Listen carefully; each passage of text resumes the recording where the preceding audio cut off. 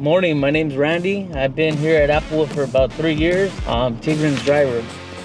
So my day starts obviously getting up around 5, trying to leave the door by 6. And I call the guys either the night before or early in the morning, send them a text or call, ask them what they need, see if any last minute changes that I need to help them get material for or help them out with, or make an order for pavers or something. Then I get my day started. I check in with them. I go to site to site. We typically have about 3-4 sites a day, and I try to make my rounds throughout the day. But sometimes I do get caught up being at only 1 or 2 sites, depending on what we're starting demo or even finishing a job, trying to clean up all the extra pallets of pavers and material, taking it to the yard or going to the dump. So we're on our way to site 1 in San Jose to get a ton of rebar, because we got the cement guys working over here in Cupertino building a retaining wall 4 feet high. So we got to get number 4 rebar, a ton. Site 1 is a store where they sell irrigation supply, they sell some concrete supply, and they sell a lot of like nice lights for landscaping, pavers. They do sell bulk material, but we don't usually get it there. Mainly irrigation supply. One of the benefits of going to site 1 is that we have a very good relationship with them. We're there day in and day out. I know the managers, I know the leads, I know all the way down to the yard guys. So when buying material, it makes things easier. I can explain to them that I'm taking this kind of material, but I can also call them by their name. It's more personal. So when you have a good relationship like that, you get, better deals. It makes it more comfortable to go shop. Even you can call them personally and say, hey, do you have this in stock? I want to get 10 of them. Even if you're a small company and you don't have necessarily a big relationship with the supply company, it's good to have one. It makes it easier for the company. You get better deals, and there's a lot of benefits. So we're here at site 1 now, the place that I was telling you guys about having a good relationship with your supplier. They supply natural stone, McNear brick, La Paz rock, boulders, flagstone, rebar, drain pipe, irrigation pipe, drip hoses over there. We get everything here. I'm here pretty much every day. So we're here to pick up a ton of number 4 rebar. So 2 tie wires. Okay. And then number 4 rebar? Yeah, Do you guys want a whole ton? Yeah. Okay.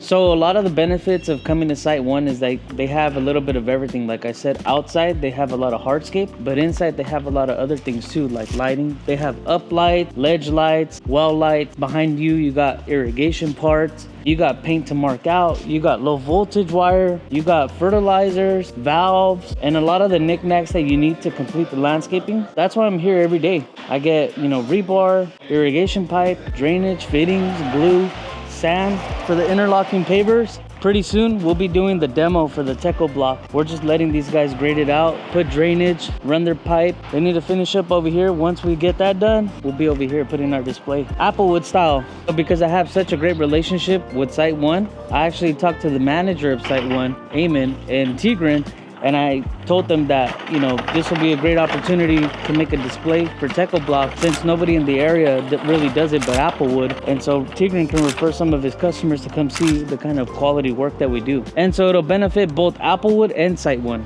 I'm making money moves, getting things rolling. Here I got all my tools. I have a jack, I have some straps. I actually have an adjustable hitch just in case. I have some coupler locks for the trailers, WD-40, chains, everything the driver should have.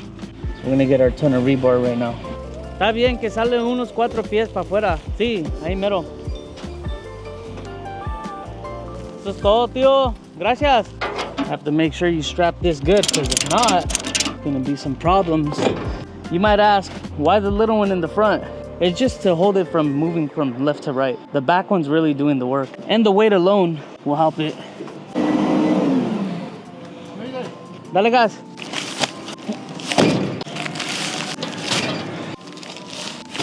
Yeah, ahí está. Thank you.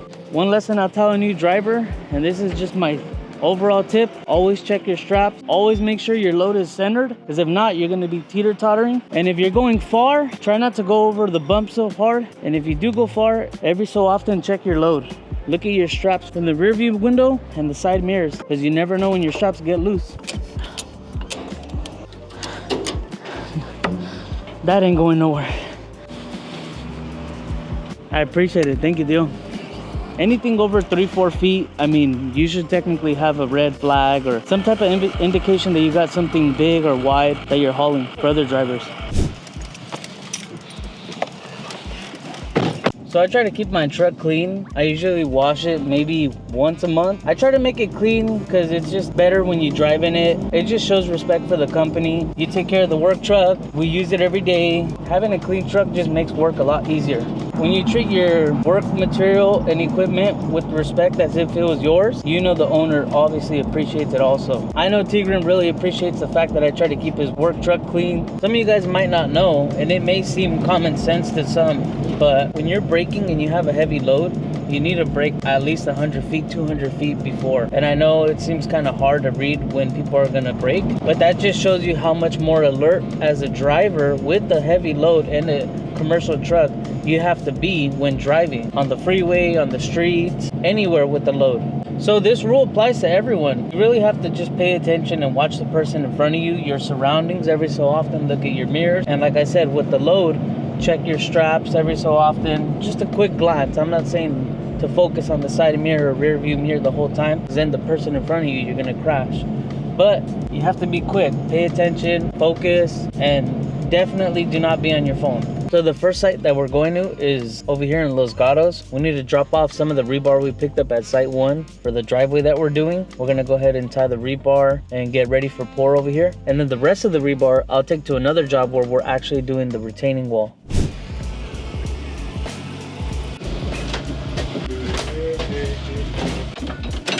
Oh, Camacho.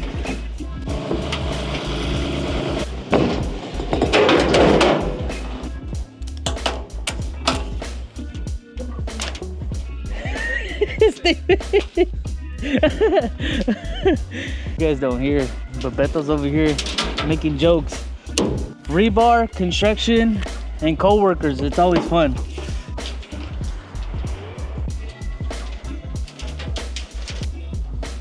I know you guys are probably also wondering, why are you guys taking the rebar down by hand if you got a 295 cat right there? It's because we don't need all of it here at this job. We only need maybe 30, 40 pieces. And our space right here is very tight. That ain't going nowhere.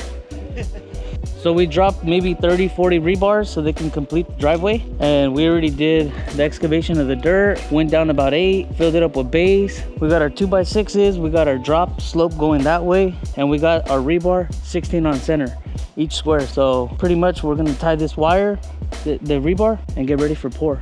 I'm gonna do the pour finish, do the joints, everything. So we left the last job site with the driveway. Now we're headed to another job where we're doing a retaining wall to leave the rest of the rebar. Not only do I transfer materials, I have to transfer hydration for the boys. Hey, they want to know what you guys are doing. Eric. Hey, he's camera shy. He's camera shy. The best masons in San Jose, Tino and Eric. Eric, so what are you guys doing? What are you guys doing? look over here though. They're playing with the wood, he said. Well, okay, I guess I'm gonna take down the rebar by myself. So I'm gonna reverse, and on the side of the truck, I'm gonna dump it off. O lo metemos de una vez, la verga. Okay. See, just because I'm fat doesn't mean that I don't work. It's crazy. Even though this wasn't in my job description, you have to do what you have to do to help the company. And this is okay. Feels good, little workout.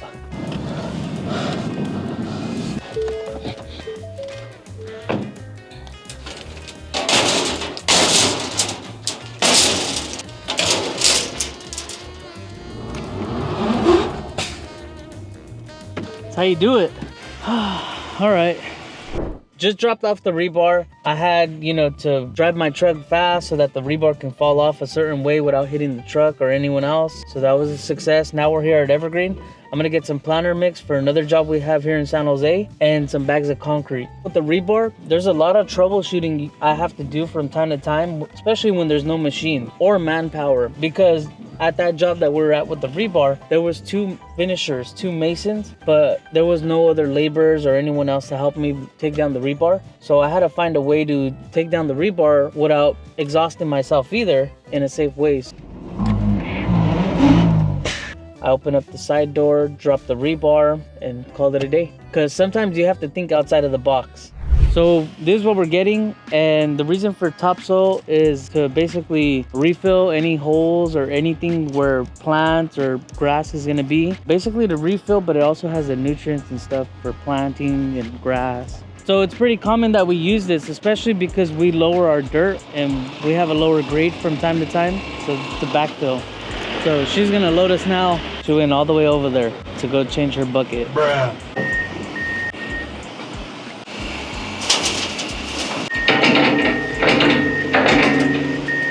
So I'm not gonna tarp it because it's not big of a load and I'm not going too fast anyways. Besides, I'm not going on the freeway.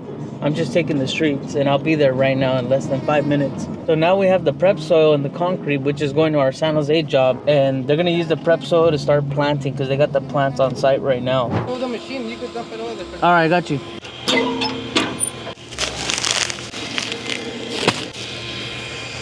Hey bro, was good. What happened? Dude, I can see on your neck. Yeah, it's really bad. Did you touch a plant? Oh my Yeah, God. I think it's poison oak. Camaron. Hola! Don't touch Gabe. We definitely need some plants today. But here's the thing about Randy. Randy just does kind of whatever he wants. I just say, hey, we need to get this. And he's like, okay, I'll get it today or tomorrow. And the plants here, they can be here tomorrow. But he says, I'll go get them today. All right, let's do it. So just to make sure that I get the right trees at Moon Valley, which ones are they? I don't know, but Bree will know. But I'll also have her send a little screenshot. There's only 5, but they're all big 24-gallon trees. By the way, a lot of you guys don't know this. With Moon Valley, their 24s are actually 36s. It's true. Jose Cuervo. Drinking on the job site. Hey guys, I'm Coaster and I'm in a lot of pain. I think I went to the urgent care today. I got a shot in my butt and I got it on video. If you want the video, play it here. This might hurt a bit. I doubt it. Randy, how do you feel about me being very sick and dying? I feel bad for you. But you know what's even worse? I feel more bad that I might get that now because you gave me a big hug. I'll give you a kiss too. Right on those lips. Big smooch. Wait. Am I your favorite Applewood employee? Of course. Yeah. Gabe's the best. All right. Goodbye, guys. Coaster out. We were gonna get the trailer to move a machine to go to the yard, take all the extra pavers, but now, change of plans. Tigran wants me to go get 5 box trees for this San Jose job. So we're going to Moon Valley. They're using the dump trailer right now anyway, so it makes the most sense to just go get the trees instead of wasting time. Almost like the weed plant. How do you know what that looks like, Randy? I wouldn't know. Lucky guess. The Bambis, birds of paradise, flowers, the bear. So Moon Valley, we come to Moon Valley usually to get more of our bigger trees like the laurel lollipops, the crepe myrtles, birds of paradise. I mean, that's not a tree, but we usually get our bigger plants and bigger trees here. So every time, without a doubt, Moon Valley got us. Their customer service is great. We have another personal relationship with them, a good relationship, and they always take care of us. It's just like I was telling you guys earlier about Site 1, about having good relationships with certain companies, suppliers. Site 1 for the irrigation and pavers, Moon Valley for the plants and trees. It's good to have a good relationship, and at the end of the day, you get good customer service. And wherever you are, find yourself a Moon Valley, find yourself a Site 1 irrigation supply, find yourself a good driver. So what I asked these guys to do is to tie the rope that pulls the tarp to the point of their forks and pull it over and then down so that we don't break any branches pulling it from ground level. We're just trying to get all the little branches in, but for the most part it's covered. So now we got the 5 24 box trees, the 115 maple. We're on our way back to the San Jose job to drop them off so they can get planted. It was a bit of a struggle because the box trees, they're so bulky. Once planted, it doesn't look like much, but actually bringing them from the nursery to the job site, they come pretty bulky because they're box trees. And around the root is the box barrier. It's basically a box. You definitely have to think outside the box and kind of troubleshoot, especially when there's no trailer available. You have to kind of think outside the box and think which is the best way to take material, depending on what kind of material you're taking. Prioritizing is another one. Talking to the crew leads, making sure that if I take this the next day, it's not a big deal, and prioritizing another material list first. So just basically troubleshooting. My best advice is knowing the vendors, knowing what material they're actually buying, what material will be needed for the install. For example, a retaining wall, pavers, turf. Learn the material so that when you go to the job sites, you could see, okay, they're doing compaction. We're putting turf here. So you know automatically what's gonna be next, which is the sand. They're gonna level, compact, level again, and then the turf. And also figure out if the turf needs cut. If it doesn't need a cut, then you don't need glue. If it needs cuts, you need the seam tape, you need the glue. Make sure the guys have the boxes of nails on site so that when the turf's there, they're ready to install. These are just a few points, tips that I would give a new driver. Learn to always check your cargo. Learn to check your truck. When you drive it, check the tires. Make sure nothing feels loose. Make sure when you're driving, you listen for sound, noises that you didn't hear before. Obviously the oil, the gas, your coolant, your battery, make sure to check those things and just drive safe and get the job done. We just got here with the trees, we're about to take them down. Si puedes, súbete los forks y agarra el pinche la lona, güey.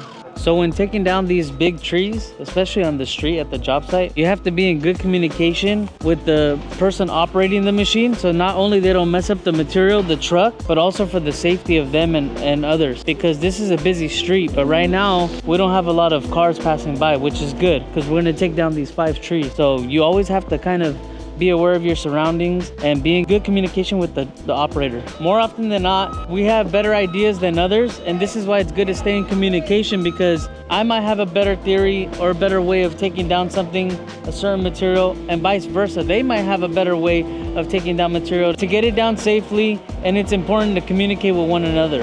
That way you can find it the best way to do it safely and efficiently.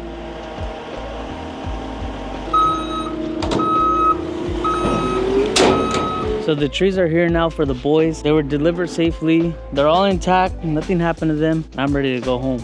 So overall, we did a lot of delivering. You've seen how we took down the rebar. You've seen how we brought some dirt, brought some trees to the boys. Hopefully you guys learned a tip or two. Like I said, just be safe with your load, follow the rules, and drive safe. And I'll see you next time.